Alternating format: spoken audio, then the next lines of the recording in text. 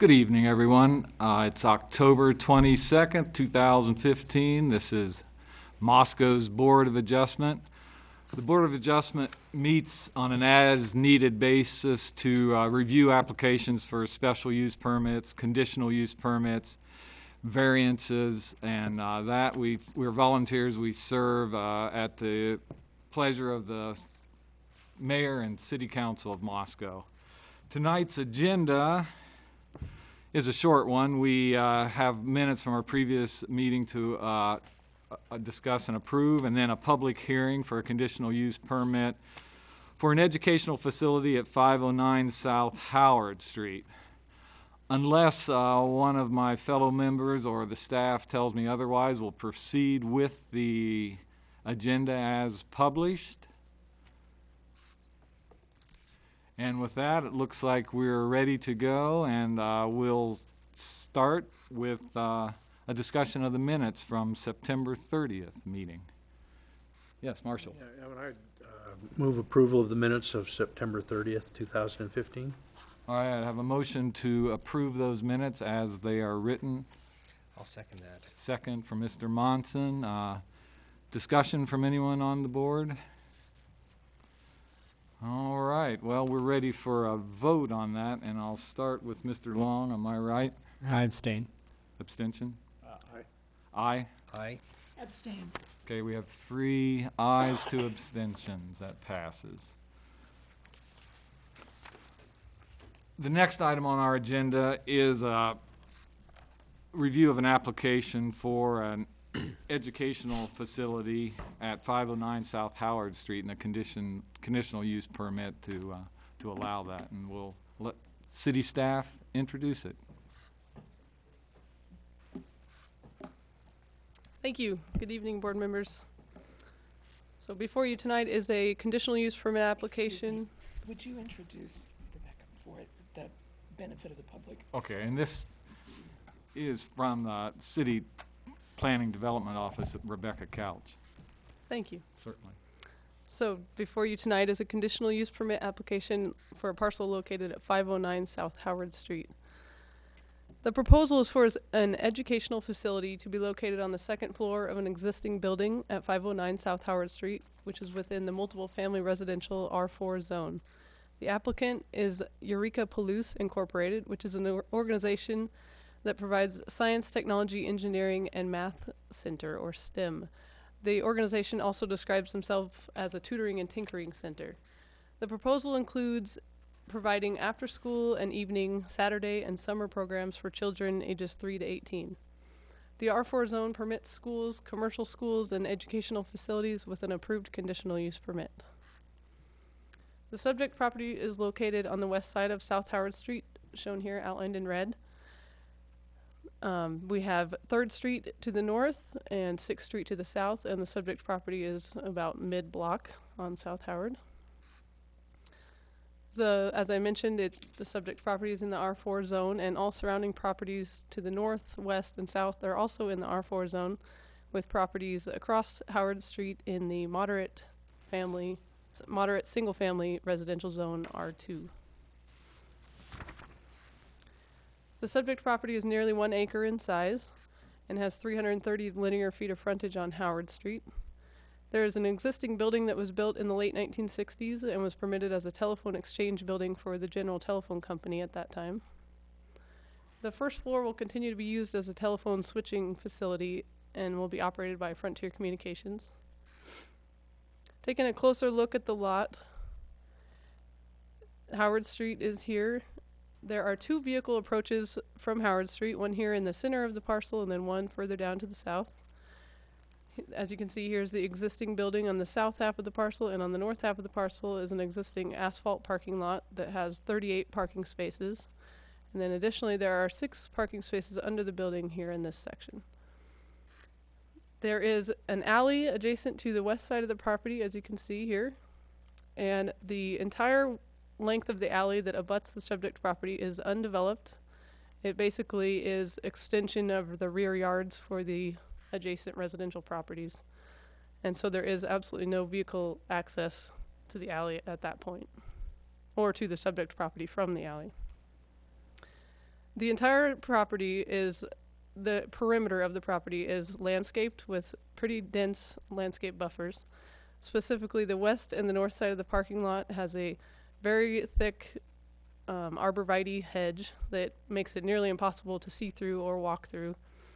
On the east side, between Howard Street frontage and the property, there's approximately 25-foot wide landscape buffer that includes large canopy trees, some shrubs, ground cover, and then also the ground is bermed up pretty significantly, that it provides a really good visual barrier between the street and the property. Howard Street is a 30-foot wide paved local residential street with curb, gutter, and sidewalks on both sides. And the surrounding uses are all residential. To the north is the American Legion cabin. There are some duplex structures to the west and a few multifamily structures to the southwest and the northeast. All other surrounding properties are single-family residences. Regarding the off-street parking requirement for the proposed use, the zoning code does not have an off-street parking requirement listed for an educational facility, and in such cases, the zoning administrator is authorized by the zoning code to determine what the off-street requirement is. And in those cases, staff refers to the American Planning Association's parking standards report. So the determined off-street parking requirement is 1 space per 300 square feet of gross floor area.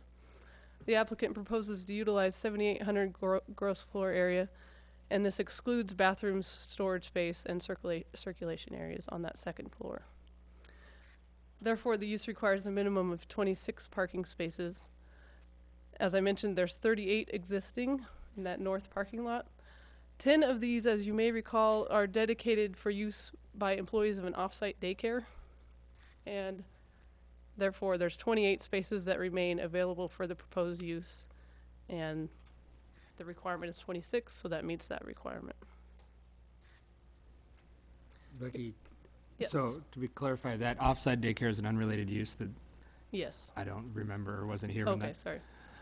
So yes, there was a conditional use permit about a year ago that allowed for the owner of the subject property to enter into an agreement with an off-site daycare to allow them to lease 10 parking spots on the subject property. So those are signed and dedicated for use by employees of the daycare only, and so they would not be available for this use. They wouldn't be allowed to count towards the Right. requirement for this use. So then the 38 you're talking about are just in that north lot? Yes. How many of those or the 6 or so that are available under are being used by Frontier Communications or whatever existing use is there now? It's my understanding that none of the spaces in the north lot are being used by Frontier. I do believe that the 6 under the building are used by Okay. Frontier. So the 38 is just that north parking area, and then 10 for the daycare, so that leaves 28. So some pictures of the site, sorry. This is looking to the northwest from Howard Street. And as you can see, this is that 25-foot wide buffer with the large canopy trees that I talked about. This is looking to the southwest towards one of the entrances. This is looking at the entrance of the building, which is just right behind that truck. And this is from the north end of the parking lot, looking south at the building. And looking to the north. And the 10 dedicated spaces for the daycare are along that north edge. And then zooming in at that, as you can see, they're signed for use by that use only. And this is that thick arborvitae hedge that I mentioned that hardly allows you to see through or walk through. And then just a shot of the interior space that they propose to use. This is the floor plan that was submitted by the applicant. They propose to have all sorts of areas that will meet their needs. They have a tinkering studio, and each space is dedicated for different ages of children, activity spaces, free play areas, wet laboratories, and then classroom and tutoring space over here. So then, as I mentioned, when we calculated that parking requirement, we did not include these bathroom, circulation areas, storage spaces over here, but all of these areas designated for the actual education facility use were included in that calculation. Rebecca, is that an elevator over there in the corner? It's not a people elevator. It's not, the applicant will be able to address that a little bit better. It's not a functioning elevator at this time. Okay. So then when we look at conditional use permits, there are several criteria that we need to review to ensure that they meet before approving them, and I just would like to go over those. Will the proposed use endanger the public health or safety, and will it result in nuisances? Does the proposed use meet all applicable development standards? Will the proposed use be injurious or detrimental to adjoining properties or the neighborhood? Is the proposed use a public necessity or justified to be of benefit to the public? Will the character of the proposed use be in harmony with the area in which it is located? Will the proposed use endanger public health or safety? And will the proposed use be in conflict with the comprehensive plan? And based on those criteria, it's staff's recommendation to approve the application for a conditional use permit to allow the educational facility as proposed at 509 South Howard Street with no conditions. So any questions? You don't have to ask that. Actually, so two things. First, in the packet we got, most of the focus with respect to traffic was on the parking requirement and not much attention paid to potential increases in traffic on Howard Street. Do you know, or is there any sense of potential impacts on Howard Street due to increased traffic? And so as you're answering that, also you can go back and tell me like how we imagine flow going through there, because this will be primarily drop off, I assume, won't it? Well, yeah, we can assume drop-off or parents coming and parking and going with their children. The applicant indicated that children 10 years and younger their parents would be required to stay. So there would be on site, in fact, on site with them Yeah. the whole time. Oh, interesting. Okay. So there'd be a lot of parent parking and going in, using the center with kids. And then I assume since it goes till 18, there may be some kids that can drive themselves. I did indicate I believe it was within the relevant criterion standards in the packet, that this is between 6th Street and 3rd Street, two arterial streets that can accommodate increased traffic. And then additionally, with Howard Street having sidewalks on both sides and this being in a residential neighborhood, it does allow for students to perhaps walk to the center or ride bikes. But do we have any sense of how much traffic on Howard Street is likely to increase during the? I don't have that figure at all. Okay. Which would have been useful, I think, although it would have been hypothetical to some extent. Mm-hmm. And then can you go back to the site map again? The whole overall, the aerial photo, I guess. And I admit this is more of a question probably for Bill and, in fact, even City Council, but is there a reason why we don't consider usage of that public right-of-way to the west, which is, in fact, remains a public right-of-way? The alley.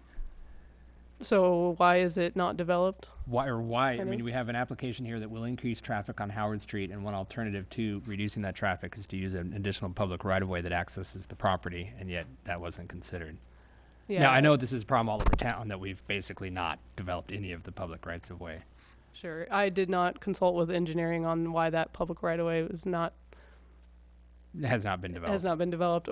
and we didn't discuss that it could be used for this use. I think that staff felt that the access was adequate with 3rd Street and 6th Street being adjacent and Howard Street Wait. being well-developed, so.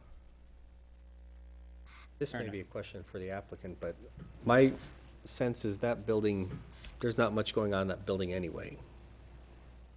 That's right, other than the first floor use with Right. the telecommunications, and they can just So- certainly describe what that entails.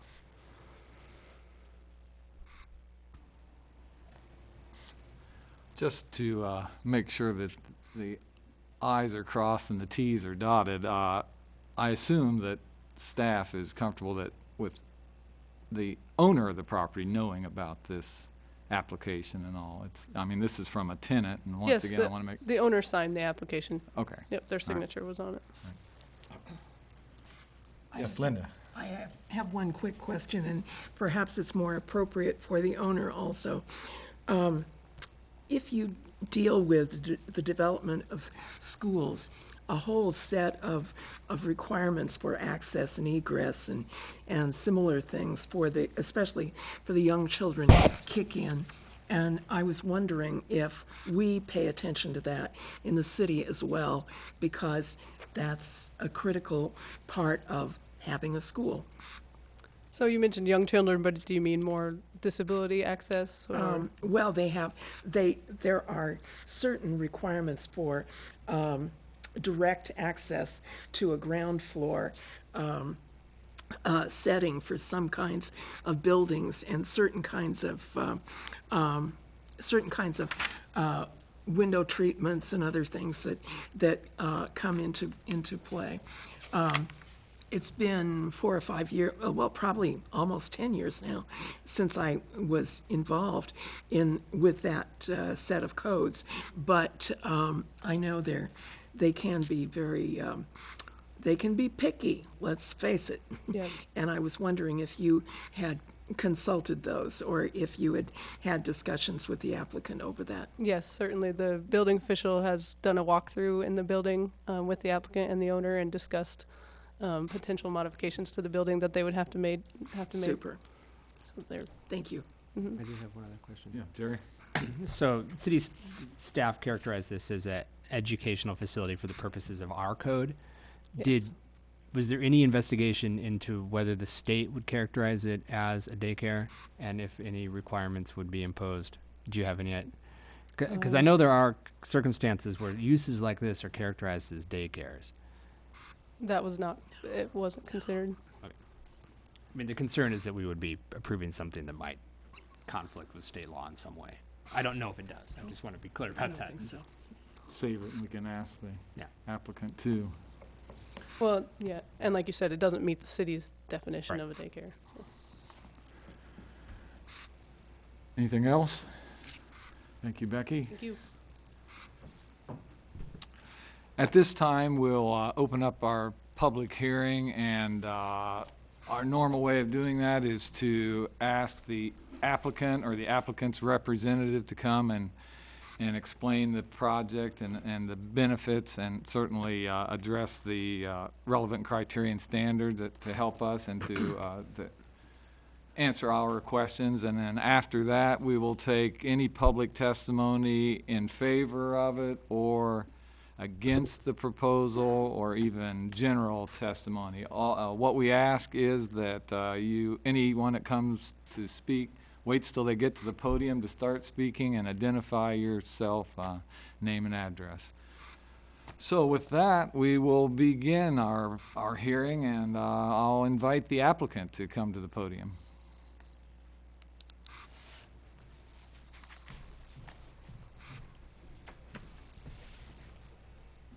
Hello, my name is Jody Opheim. I am the founder and board president for Eureka Palouse. As has been mentioned, Eureka Palouse is a STEM tinkering and tutoring center for children ages 3 through 18, covers science, technology, engineering, and math. We also will be serving the general community and parents, so it's more of a community center in that regard as well, but the primary focus is on activities that help children become more comfortable with STEM disciplines, more comfortable in the math arena, science arena, builds their confidence, helps open up their thoughts to careers and hobbies, et cetera, that they might not even have imagined, and ultimately, we hope, increases the number of students enrolling in college, and therefore helping the economic vitality of the region and the state. What brought this idea about was that we have lots of sports activities for kids, we have lots of arts activities. There are almost no extracurricular educational activities that have one venue where everything can happen, and it's a hub for this kind of activity. So that is what is behind the creation of this. We are partnering with 4-H. We have the state 4-H director here with us. They were very excited about this, and they can also lend some comments as to why they believe in this project and what our plans are for the project. Great, thanks. Good evening, my name's Jim Lindstrom. I'm the State 4-H Program Director with the University of Idaho. We're really excited about this. This is our first entree into site-based program, educational program, non-formal education for youth. We've been doing 4-H programs for 110 years, roughly, in Idaho. But again, this is our first site-based piece. With the movement into STEM, and we've been pretty active. You may have seen us with robotics competitions and such in Moscow, up at the university. This is the first time that we've been able to engage community partners, business, and volunteers in this type of activity. The economic vitality, I think, is an important piece to consider. We lose kids all the time to non-educational pieces, and if we can keep kids interested in science, interested in STEM, and interested in education through augmenting formal education, hopefully we can have a better go-on rate in Idaho as well as Moscow itself. The other piece that's pretty exciting is that this is the first one of these type of collaborations in Idaho.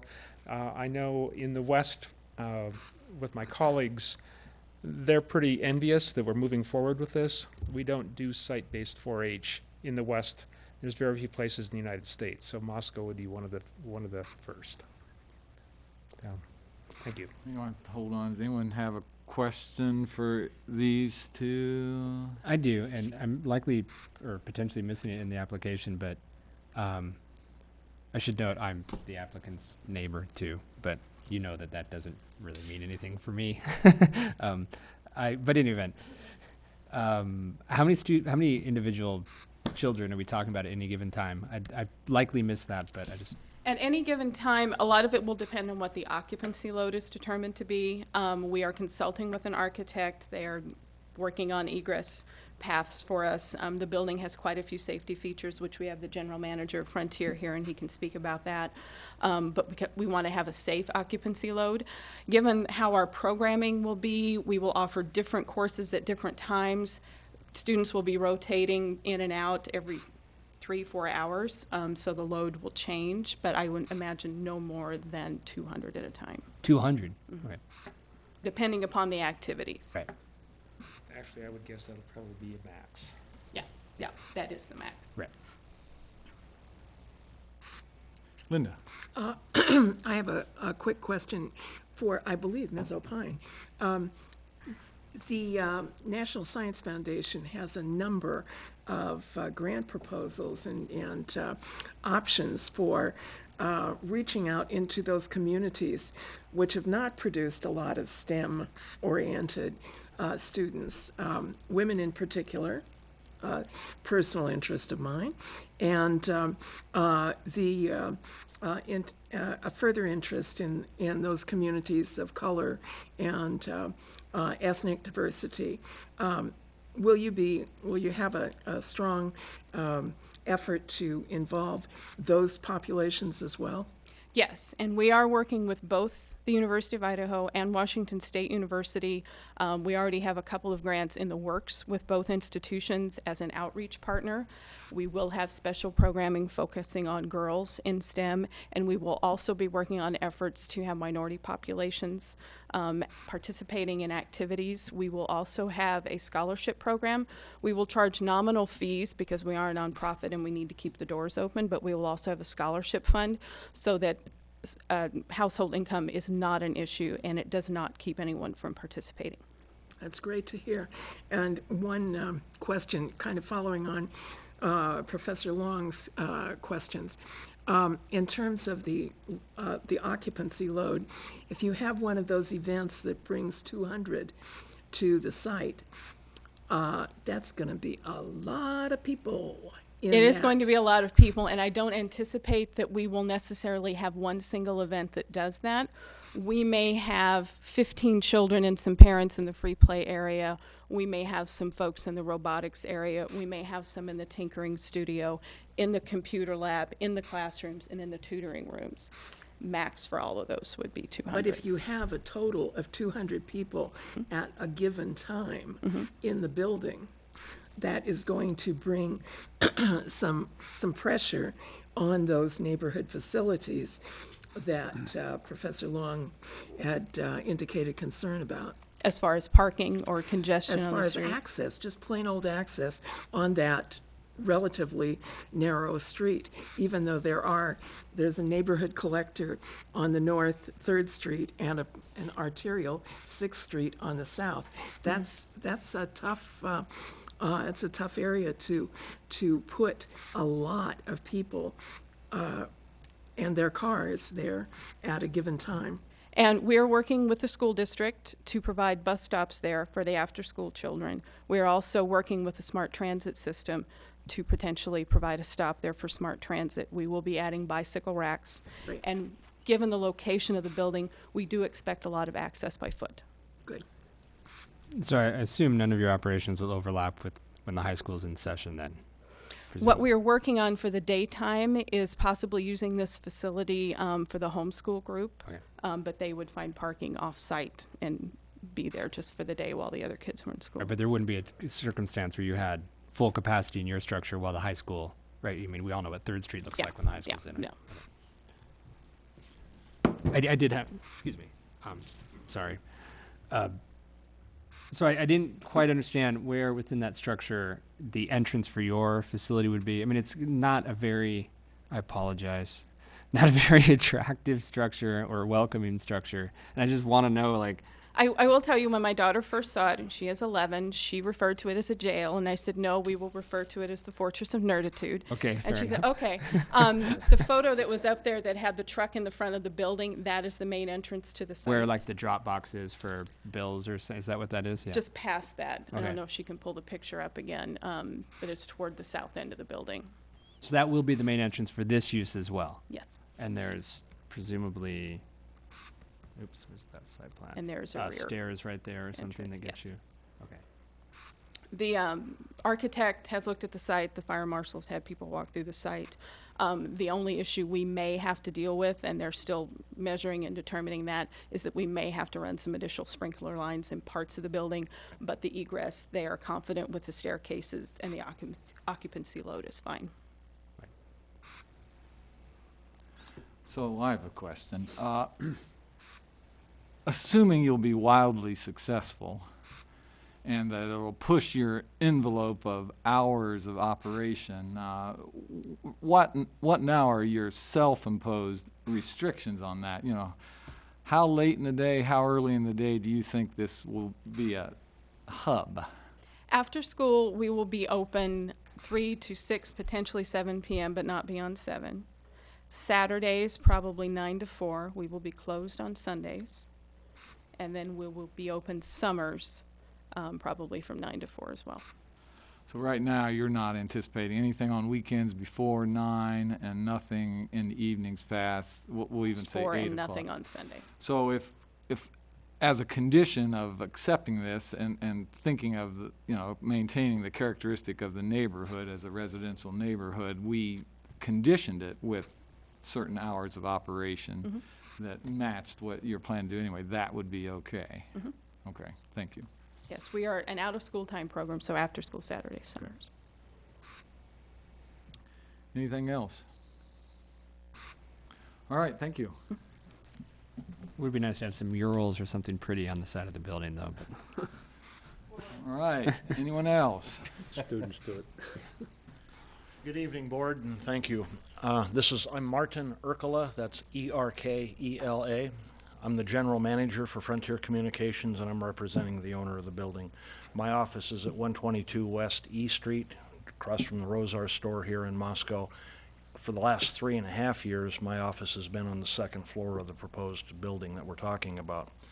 A little bit about Frontier Communications. We acquired the GTE Verizon properties approximately 2010. Frontier Communications is the 4th largest wireline company in the United States. We're a Fortune 500 company. We're operating in 28 different states, have approximately 18,000 employees in those 28 states. We're an acquiring company, and we're continuing to get larger and provide a large suite of services. But what I'm really proud of is that Frontier Communications has what we call the local engagement model. And unlike most large utilities that have closed their local offices, eliminated the local workforce, and has driven their customers to call centers and mega centers that may be two or three time zones away, 3 or 4 states away, Frontier is trying to overcome that with what we call our local engagement model, and that is that we are active in the communities that we serve. I sit on several boards around Latah County, as well as Clearwater County. I encourage my employees to be active in the community. We support and sponsor a lot of events, and the idea is that people can see us and can communicate with us other than just trying to get through to us with that mega center, that contact center call.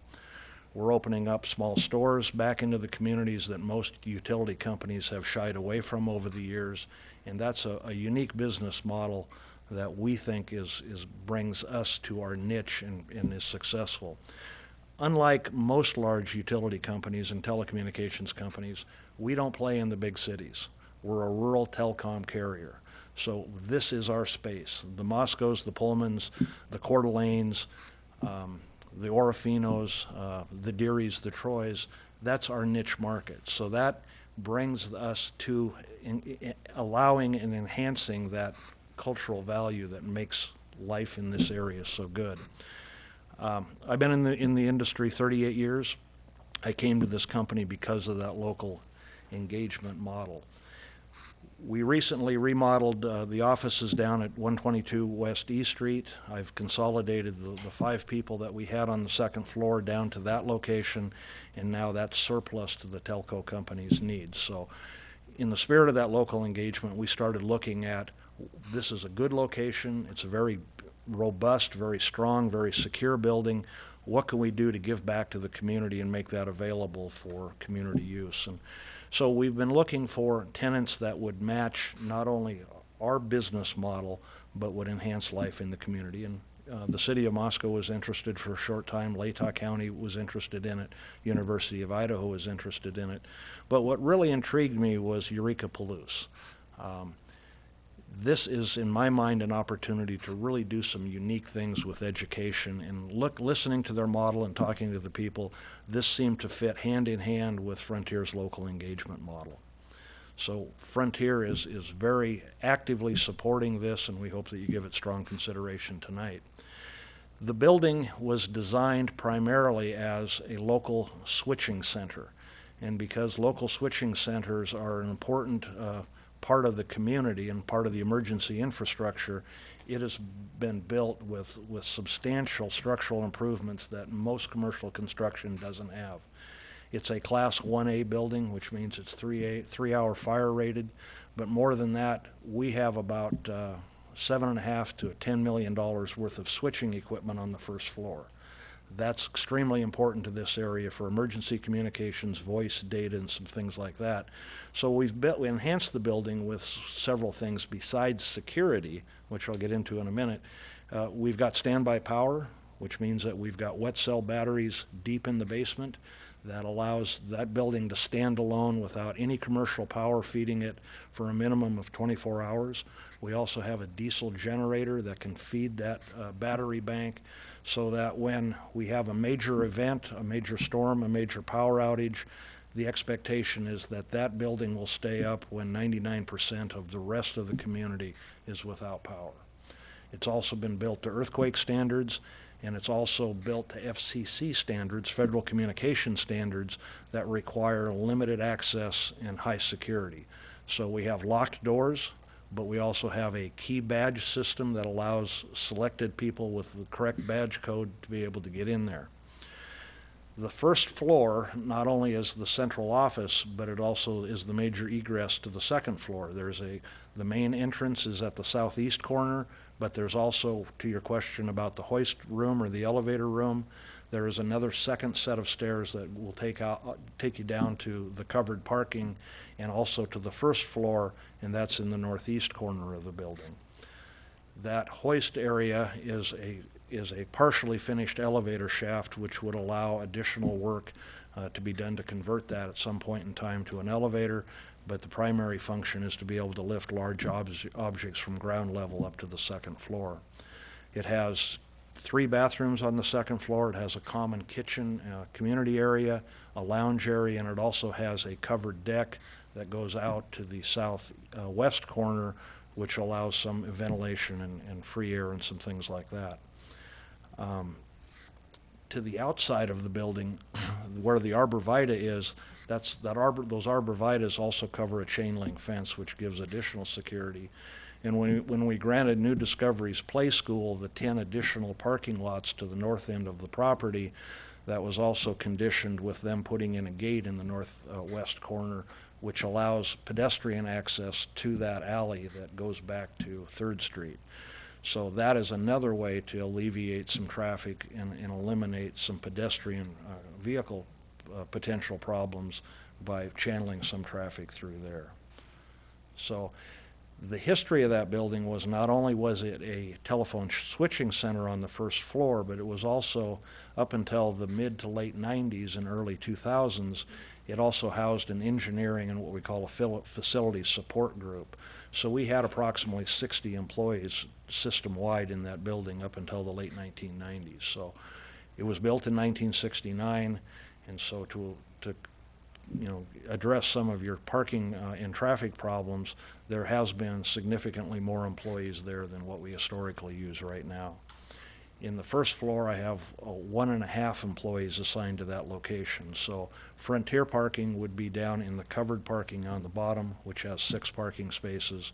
Employees visiting would use that parking, and so that should not be factored into some of the outside parking that we addressed and Rebecca addressed. So, any questions for me or anything that I might? Anything for Mr. Urkela? Yeah. Linda? Thank you. Mr. Urkela, first off, I'd like to give a little bouquet to Frontier for being willing to step up to such an innovative project. This is really a very good project, and I think this is a very good site. And my concern tonight is just making sure that the circumstances of the site match the innovation and what a great idea this is. Could you describe the features of the site now for someone in a wheelchair, handicapped access? The building was built in 1969, so one of my concerns in leasing out the building or making the space available is that ADA accessibility.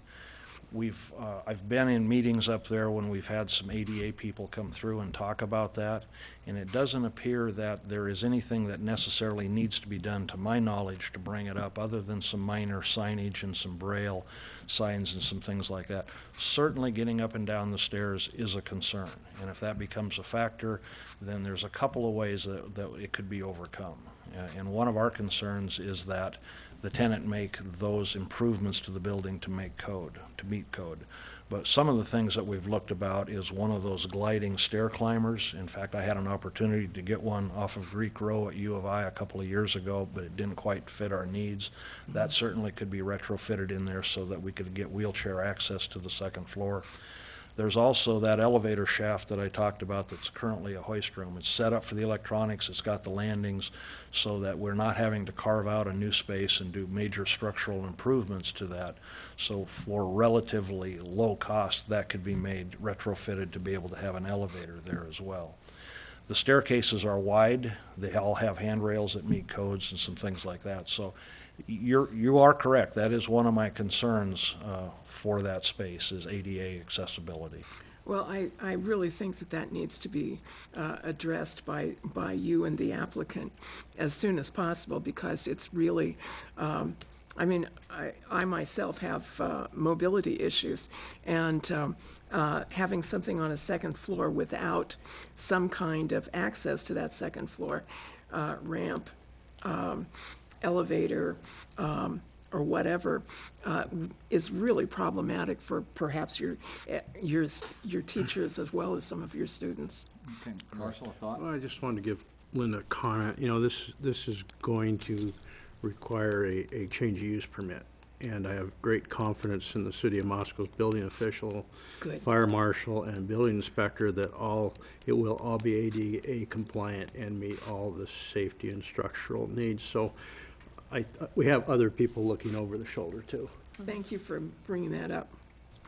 If I could just make a comment, that we are very concerned about that as well. We want to be an all-inclusive facility. We have had the ADA folks in there. We are working with the fire marshal and, as I said, an architect to get an egress path and other things taken care of. And our plan is to install an elevator in that shaft. I appreciate knowing that. And for the recorded record, that was Mrs. O'Pine again speaking. Yes, Jerry. Related to that, so you mentioned that it's a highly secure facility in which you're going to start adding a bunch of kids, and I'd like to know how that's going to work, because they're not all going to have the card, or I mean, so you've got to change your structure a bit, right? One of the things we looked at is there is a separate coded locked door when you come in the main entrance to get into the telephone switch room. So Eureka Palouse staff will not in any way, shape, or form be able to get into the switch room. That includes their staff, parents, as well as the children. So that is going to be completely locked out. What we will use is probably something very similar to this, which is an electronic key code, which will be given to staff for Eureka Palouse that will only allow them to use certain key readers to gain access to the second floor. So that will limit their ability to travel throughout the both first and second floor of the building. So that means, though, that at any time in which people will be arriving at the building, there will have to be somebody at the door to allow them in? We're in the process of working through that issue. There is an exterior telephone that rings into the building that allows people to get in there. I don't have a problem with allowing Eureka Palouse to have that main entrance to be unlocked so that people can come in there. They cannot get into our switching Right. room, they can't get down to the bottom, and then it's up to Eureka Palouse to determine how they want to handle second floor security, because no Frontier employees will be up there. And so then how will the elevator work within that system? Because the elevator is clear on the Sure. entirely opposite side of the building, right? The elevator access is right next to that northwest stairway. There are two doors, one on the ground level, at the first floor level, that could be key coded.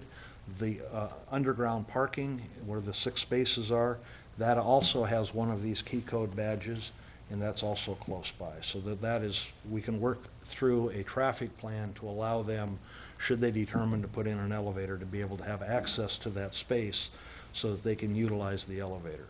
And also understand that ingress is limited by key or security code, and egress is not. So, of course, in an emergent situation, there are multiple ways to exit the building. I guess my primary concern is you imagine a student arriving who requires use of the elevator, and then if there's a sort of overly onerous system to allow them to get in, it has a stigmatizing effect or something that it might preclude that student from desiring to attend. Correct, Right. and we are working with the ADA folks about what would need to be done around that elevator entrance and outside the facility with some parking spaces, and to minimize that. All right, how we doing here? Anyone else? And make the building a little prettier, too. You can do that. All right, Again, well, it was that late 1960s FCC security issue, and it doesn't lend itself to ambiance, let's put it that way. all right, thank you very much. And you. at this time, I'll ask for any further testimony in favor of this proposal. If we have anyone else in the audience, or anything that came by mail or electronically? Okay, nothing to read into the record, so seeing none, then I'll ask for general testimony or that in opposition. If you would come to the podium and identify yourself.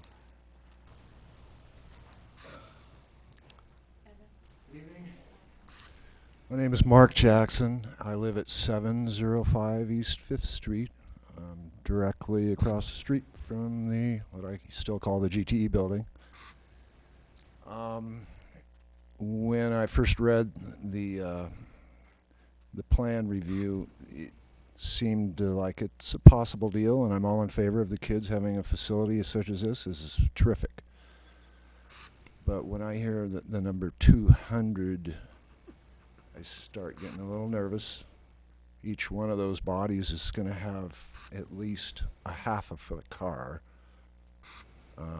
associated with their transportation in and out of there. I cannot see how you can sustain that many people in that building without having overflow parking wherever it becomes jungle rules, basically, then. And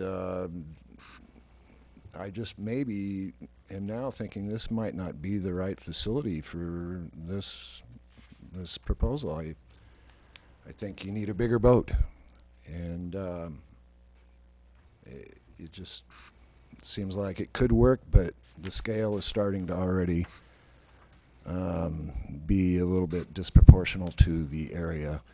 The house I live in is just directly east of the front door there, and it is, I'm already kind of short on parking spaces there. Already I've had numerous cars finding the shade nice, or it's closer to the front door. That kind of activity has historically gone on there. Not so much since Frontier has operated the building. They've been the best neighbors, and shy of living next to a cemetery, I would say living next to a central office is about second best.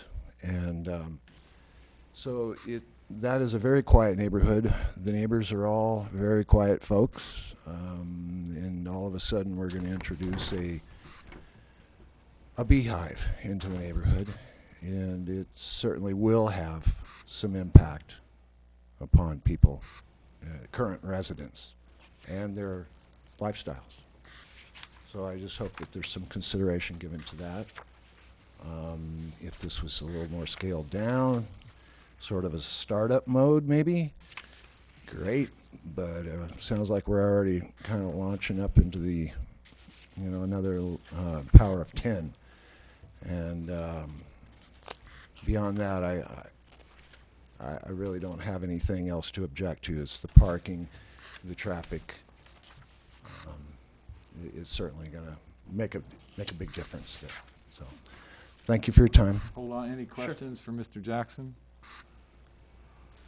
I'll ask, and are you the property owner at 705 East Fifth? How long have you been there? Been there 18 years. Okay, 18 years, all right. Yeah. Thank you. Anything else? All right, thank you. Thank you. All right, last chance for testimony before we close the public hearing aspect of this meeting, and then I have a board will question. Excuse me. Okay. I have a question for Ms. Perrine. Okay, question for Ms. Opine, Alpine. rather. Shall I go ahead and ask first, or? Well, please identify yourself once again. My name is Jody Opheim. Yeah. I am the president of Eureka Palouse, and I just wanted to make some comments about Mr. Jackson's comment. The 200 occupancy is the max. We do not anticipate that happening very frequently, if ever, but I thought we should state what the max is likely to be rated. We will also have a lot of the students who are coming to this facility will be arriving via school bus, which will drop them off, disappear. As I said, we're also adding that smart transit stop, which will help, and a lot of walking traffic. For the younger kids, multifamilies, they will arrive with one car. Should we have some large event, we are happy to see about arranging parking away from the building if that would help with the community concerns. We are also given, depending upon the area where the activity is taken place, the 200, if it ever happens, which I doubt it does, would be very spread out and come in and go and come and go. And a question, Linda. Thank you. On your second floor evacuation plan, the square foot, the measurement says 140 feet by 68 feet. Is that the gross area? Yes, I believe it is. Correct. external. Okay, so the actual usable space that the fire marshal or the building inspector would be looking at would be considerably less than that, because they wouldn't be looking at the bathrooms or the storage area. You know, the classroom area is considerably less than that. Correct. I dare say 200 people is wildly, in fact, I think you're smoking something if It you is, think but that's until, realistic. until we get that number, I want to be on the conservative side of the max, and I suspect the number will come back lower. Let me put it this way. I think that realistic is probably better for a board like ours to review this. And in terms of occupancy, we sometimes have placed limits on occupancy. And I think that, I was doing a little bit of very crude calculation because it's me and math. But my crude calculation suggested that maybe a number of 100 would be a good starting point, and we place that as a limit for the first year, a maximum occupancy of 100. And as far as the comment about phasing in, we do have a phase-in plan. We will start with tutoring for the first couple of months. Then we will add a few classes, and we will not be going to the full-time day programming until next summer. So it will be a phased-in program over the next 8 months. Well, I wonder, would having a limit of, say, 100 be, would that put you in a difficult position in any way? For, let's say, for 1 year and then revisit the limitation?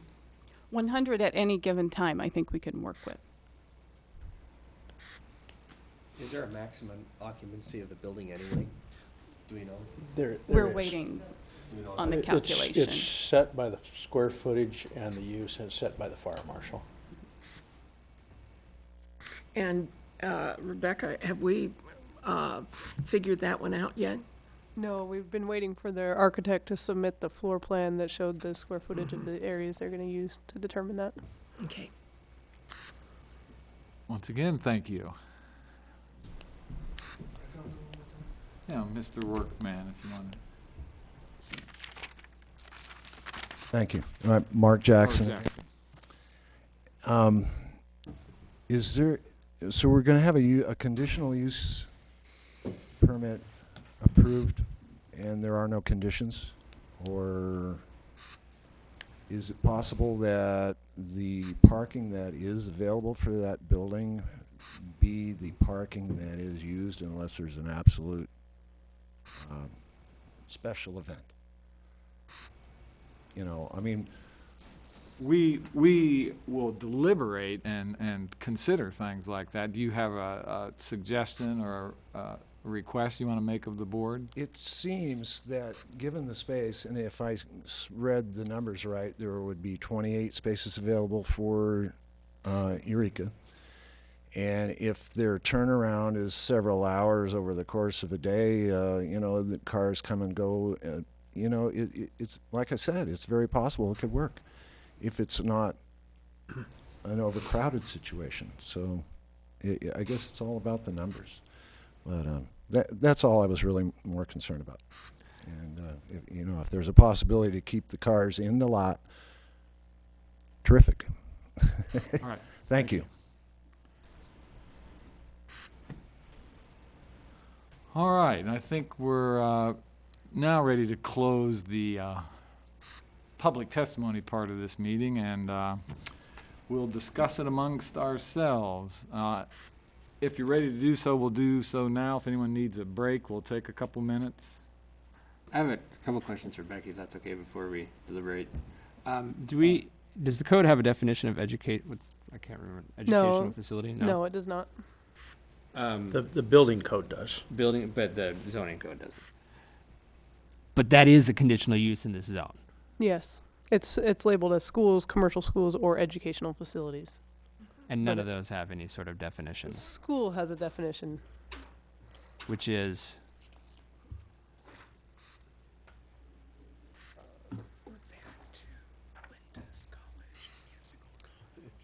So there's a definition for school and commercial school. A school is an institution of learning which offers instruction in several branches of learning and study required to be taught in the public schools by the Idaho State Board of Education, including elementary, junior, senior high, including public, private, and parochial, and also including preschool and kindergarten. Commercial school is a program whereby instruction is given to pupils in arts, crafts, or trades and operated as a commercial enterprise. this is closer to the second than the first, right? Staff determined it to be an educational facility just because it has distinctly different operating characteristics of a school, since it's not Monday through Friday, 8 to 5, or 8 to 3:30, that it's after school hours and Saturdays. And then remind me again, the parking requirements that were not based on a school, but rather similar, in staff's opinion, similar public facilities that might have Correct. So we looked at that museums. parking standards reference book, and specifically the uses that were considered were gymnastics schools, museums, recreation facilities, and schools for the arts.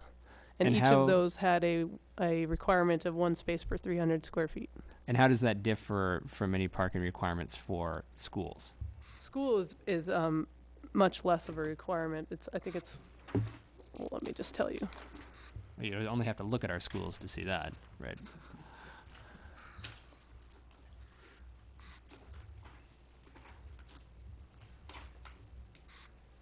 So a commercial school is 1 per employee, faculty member, and support staff, plus 1 per each 5 students. And the difficulty with applying that type of parking requirement for this is that students are not enrolled at this. Right, there's no Facility. consistent, because So- under that, it would be 40-something potentially based on the max, but only for brief periods of time. Right. Potentially. Well, the requirement with respect to schools is independent of their age, right? It's per 5 students. Yes, plus 1 space per 5 Per- students. Per 5 students. It doesn't matter how old they are. It's just how many students. But when are. you apply that to a school, you're looking at their enrollment. Right. So A consistent enrollment. mhm. I just had a clarification question, that's all. All right, anyone here have some general comments or something that they course. think we need to address? Otherwise, I'd like to go through the criteria and standards and see if there's any of those in particular we're having a sticking point with, and so we can focus our discussion on those. Well, I don't know that this necessarily creates a sticking point, although it's something that should be acknowledged that, I mean, the primary concern, I think, is with the lack of understanding of the potential increases in traffic on Howard Street. I'm not concerned so much with the parking circumstance, because that is, to the best of staff's capacity, dictated by, right, what the code would dictate. And so I don't think we can go beyond that reasonably. But that said, to the extent we have to ensure that it will not be injurious or detrimental to adjoining properties in the neighborhood. I'm not terribly troubled, given the nature of the use, the proximity to the high school, and the potential to walk from the high school, and then the potential for public transit, including buses, that the traffic will be overwhelming. But it is an issue that I would have preferred that we had additional information about. So I guess I can say that. I don't know, Becky, I don't know what you could have done. I'm not suggesting there's something you could have done, but if I wanted this to be rock solid, I would know what it was. If I may add to the number of spaces in the parking lot that I spoke of, the 38, is how it's designed today. There is potential to gain, I would estimate 5 more spaces at least. I know that's not a lot, but if it was kind of redesigned or some compact spaces were added, I think Yeah, that I'm not troubled. potentially I'm there's- actually not troubled by that. And I should note, unfortunately, I'm not sure we can restrict parking on public streets, given their public rights of way open to the public, and there's nothing we can do about that. So Right. we couldn't condition this in any way. Besides, we'd be conditioning the activities of private members of the community that are unrelated to the application. So that's not available to us. So all we can do is make sure it complies with the code with respect to parking. But just the lack of information regarding the amount of additional traffic, and it could be that that's impossible to obtain, and we just have to use our best guess and our gut instinct on it. I do think 200, Jody, I'm sorry, I think that's wildly optimistic. I hope you get there. right? As a parent with 2 kids that love science, I think that'd be incredible. And if you're that successful, I think we all suck it up and absorb. Of course, I don't live there, so I can say that. But I do think that the traffic issue is just something I wish I knew more about. All right, anything So else? that's all I wanted to say. Anything else then? So I traffic? do have a motion that I'd like to offer, though.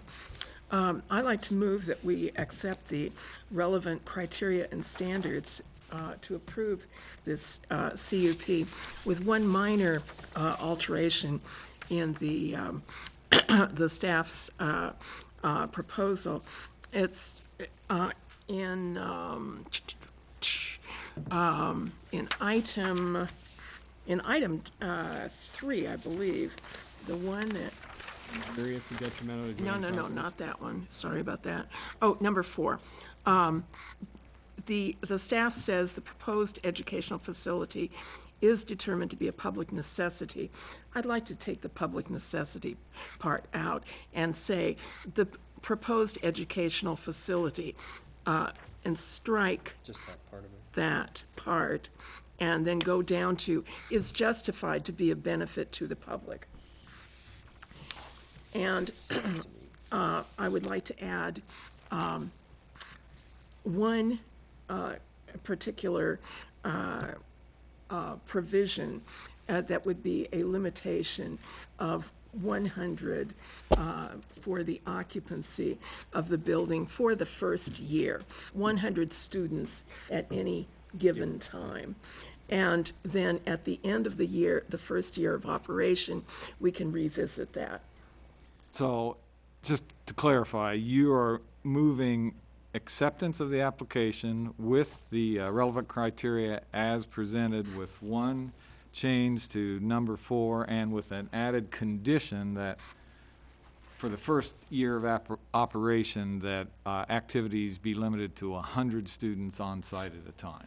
That's correct. Okay, any discussion about that? Well, I mean, if we're going to discuss it, it has to be.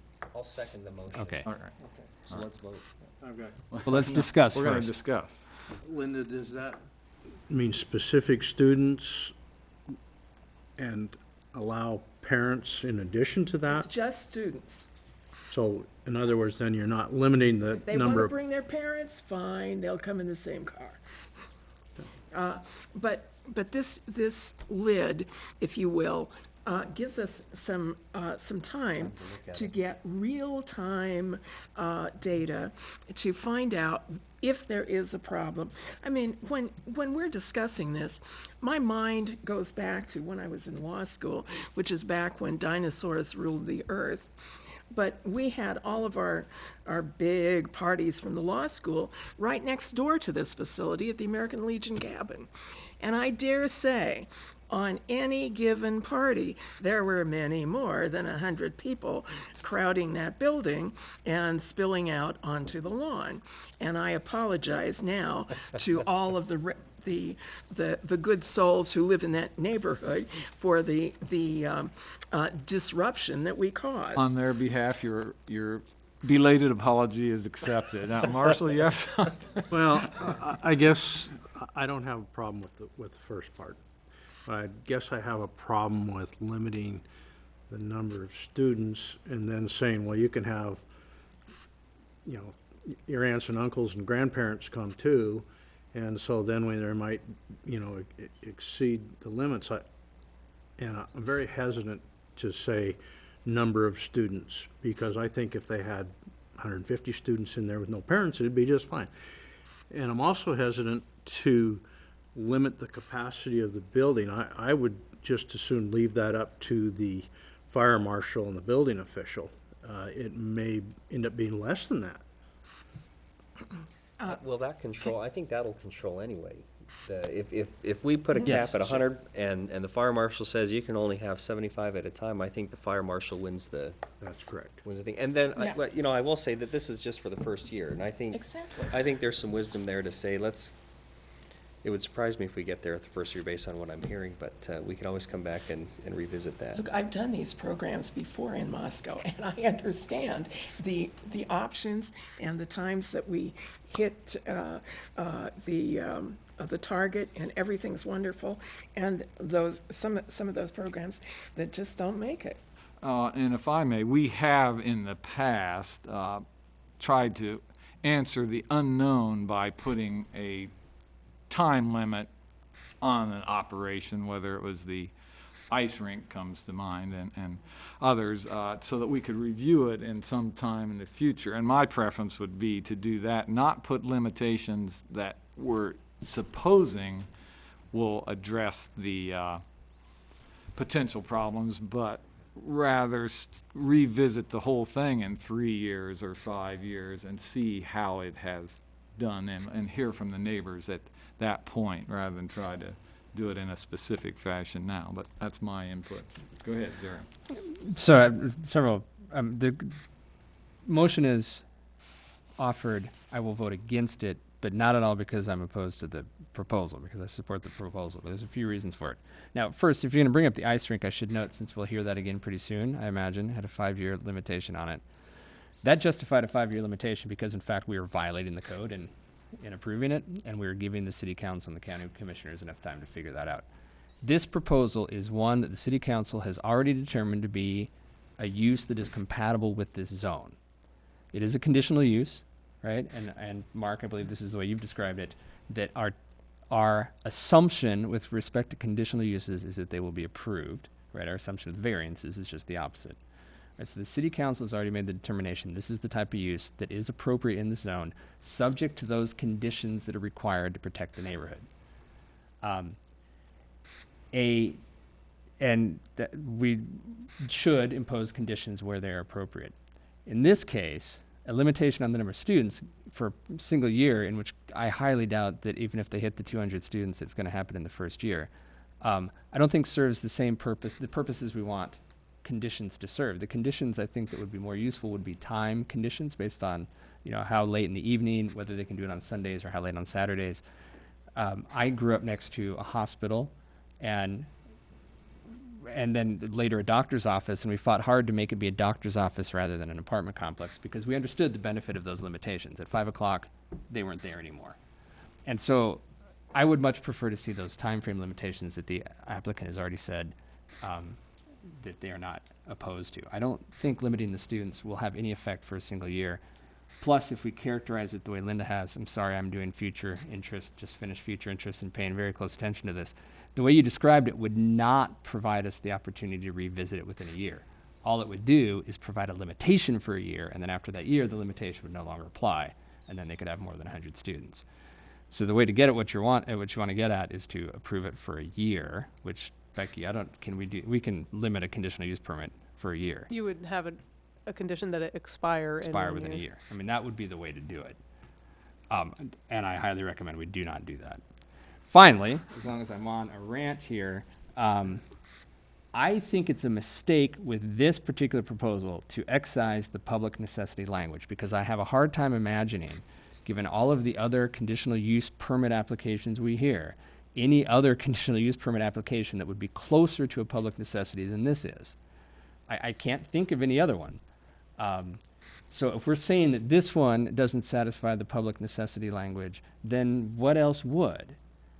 And obviously none of our decisions have any precedential value or effect, but I do think it's a bad precedent to set to try to start excising that kind of language. So in any event, to sum up, if we are going to condition it, I think it should be the time frame, the time of day conditions that were recommended. If we do want to limit it and revisit it, then we have to just, I think, take a stand that we're only going to do it for a year or two, and we want to revisit it, which I don't think is necessary, but I think that's the best way to go about it. Marcia. That's me. I think Jerry spoke well about it. I agree with Jerry. I can't support the motion. And I think it is a public necessity. How can an educational facility not be? Linda. I'll explain that. It seems that there is a choice in the code whether you have to say it's a public necessity. Believe me, I know what a public necessity is. A public necessity might be a water system, a fire station, something that addresses perhaps solid waste disposal. I mean, I can think of public necessities that relate to health, safety, and those kinds of issues. The alternative You're that talking we to a have- teacher, by the way. Excuse me? I said you're speaking to a teacher who has a different sense of, but just so you know. Let's let her finish. No, actually, it's a teacher speaking, Okay. a retired teacher speaking to a teacher. The alternative is justified for the benefit of the public, and that's perfectly adequate. I think that to say this is a public necessity, well, what isn't that comes before us? Because people do feel that these things are absolutely public necessities. I think that education is great. I spent 30 years teaching at WSU and at the University of Idaho College of Law, and I do understand the value of education, but I also understand the way that the code was written and the fact that a public necessity in the framework of municipal law usually speaks to health and safety issues. And while education about the STEM subjects is entirely valuable and commendable and really necessary, it is not a public necessity. All right, I think we're going to have to work our way around that, and I think the way we're going to do that is we're going to call for the vote Right. to I start. should note, I would not vote against it based on that language alone. I Right. think it sets Which bad is precedent, clear. but if it's being used to prove So, the, so I think my gauging of this is we all know where we're sitting on I this. think you're right. So I'll go ahead. And so we have a motion that's seconded with a condition about the 100 students, and that's the only condition, although we've been asked for a revision of item 4 and we would vote on that separately anyway, you yes, understand? that would come later. Yes, So it would. that, we don't actually need to talk about that language in order, so the real motion is to accept the CUP and the condition that's provided. And like I say, the relevant criteria and standards is a separate issue, and we may get into that. So I'm going to ask for the vote on the, Before you do that, could we, if you would, Anne? Just the condition, as you understand it. Or as, and if you don't, if you can't recreate it, then we'll have to. The way I had it from when Linda initially made the motion was, she moved acceptance of the application and the relevant criteria and standards with one alteration to criteria number 4. And that was to remove the words public necessity, and add justified to be a benefit to the public. Right. And she also added the occupancy limitation of 100 students for the first year of operation. right, and I reiterated that, and Linda said, yeah, that's what she meant. So Okay. that's the Okay. condition. Well, does the seconder is in agreement with that? You seconded it, right, Mark? That's the Okay. condition. So, if I can call for the vote, we'll begin with Linda. Aye. Aye. Nay. Nay. Name. All right, so that motion fails. So may I make a second motion? Well, Or, no, we don't have anything else to do. yeah, well, right, I just want to make sure that everyone else is, okay, all right. No, we're So ready for another we're motion. ready for your motion. The motion would be to approve the application, accept the relevant criteria and standards as offered by city staff, with a condition that the operational hours of the facility be limited, and I hate to do this to anybody, Becky, but as negotiated with city staff and the applicant. I mean, I don't want to tell them what the best hours of operation, but I would. The intent is that it would be limited to, what did you say, Jody? So in the evenings, right, to 7 o'clock, no Sundays and weekends, not before, Saturdays not before 9 and not after. About as stated by the applicant. 3 to 7 weekdays, Saturdays 9 to 4, summers 9 to 4 weekdays, no Sundays. That would be fine for me, for my condition. Did you catch that, Well, Ann? we'll have to, let's repeat that, and No, Ann, I'm asking if Ann got it. Did you hear what Jody said? Yeah, it was the same as stated in the Okay. application. So so all right, then that's fine. So the condition would be hours of operation limited to the time frame offered by the applicant in her public testimony. You can recreate that? All right, so that's the motion. second the motion. Okay, you got a motion and a second, and now discussion, and I'll start with Linda. The biggest problem with this is that, let's say, the hours are limited, and the 200 people arrive in the first year. And we are then, we have a number of neighbors really concerned about traffic, parking, and all of the things that come with that kind of situation. Frankly, you know, between you and me, Ms. Ms. Opine, I want to call you something else. But anyway. Wait till later. No, it's a perfectly fine thing, but I keep forgetting your actual name. So anyway, but between you and me, I don't think we're gonna get 200 people at any given time. And all of this may be just a lot of hot air being expended by us. However, I do want to have some way to take a look at this if the attendance figures do have the pressure on the facility that at least one neighbor is worried enough to come out and ask us about it.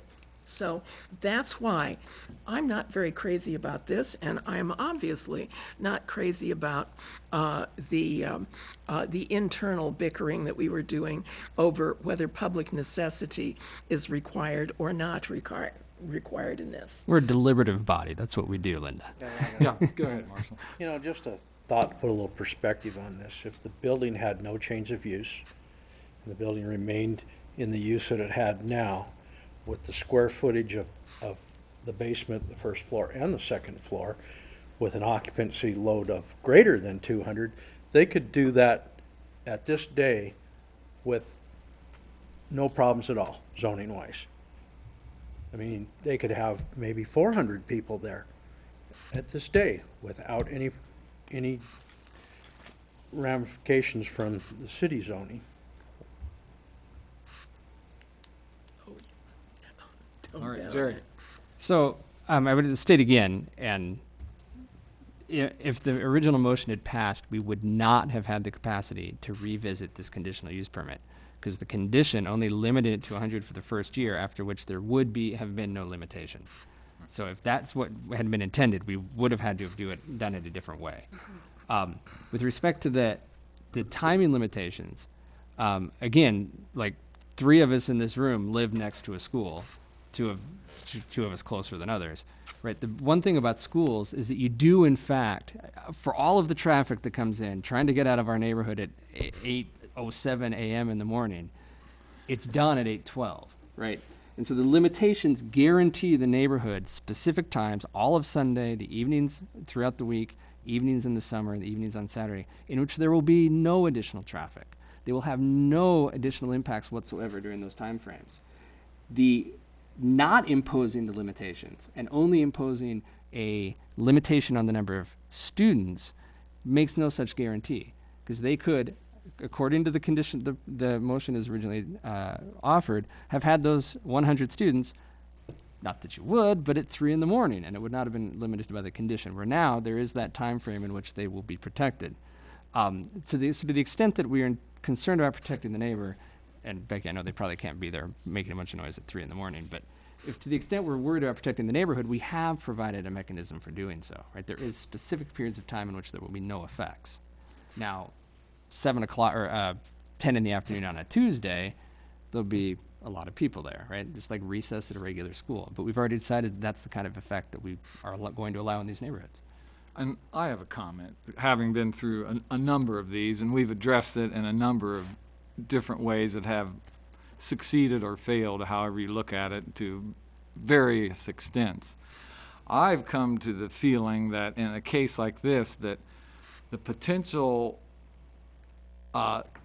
detrimental effects to the neighborhood might be better addressed by the neighbors to the landowner, because it becomes part of the landowner and tenant relationship, and it really isn't something that the board can properly anticipate, and even if we are given evidence of some difficulties that have arisen from that we can address.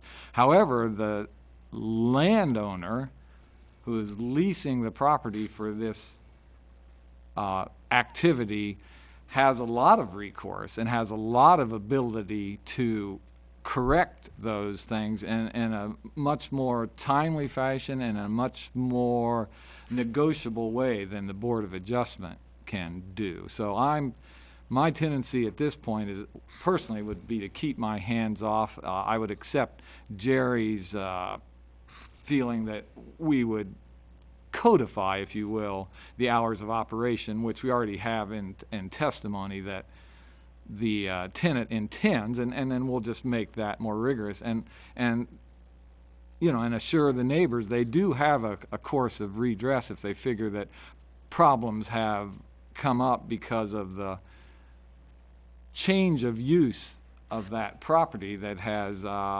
perhaps escaped the boundaries of the zoning or the intent of the collector streets or the residential street, and that would be to talk to the landlord about it. So that's my feeling about it, and I just wanted to leave it at that. Yes, Becky. Thank you. I just wanted to reiterate some comments that were made by the applicant as you consider this condition that they had mentioned homeschool groups using it during the daytime hours. So just to keep that into consideration. So the time frame would not have prohibited that. It's only in evenings and on Sunday, right? Okay. Yeah, as I understand the motion that I made. Not true. That's, if you look at the 3 to 7 though, that's. Oh, that's right, an Jody. after school. Right, and I had forgotten, we have, the homeschool group that would like to use it during the day.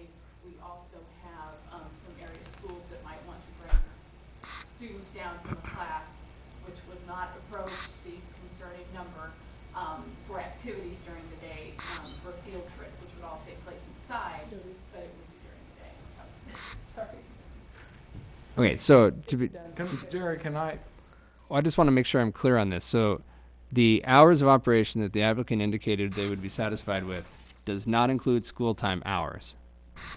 You know, we can't take testimony This is from a- you at this point. Yeah, we've closed the public hearing, but We can take questions. though, right? yeah. I thought we could. I do clarify. have a, We can, yeah, I'll let you know if we need to have you come up. Okay, go ahead, Lynn. it's very clear that the motion as it stands now is 3 o'clock in the afternoon until 7. Well, and And- is that in fact clear? Is that what it does say?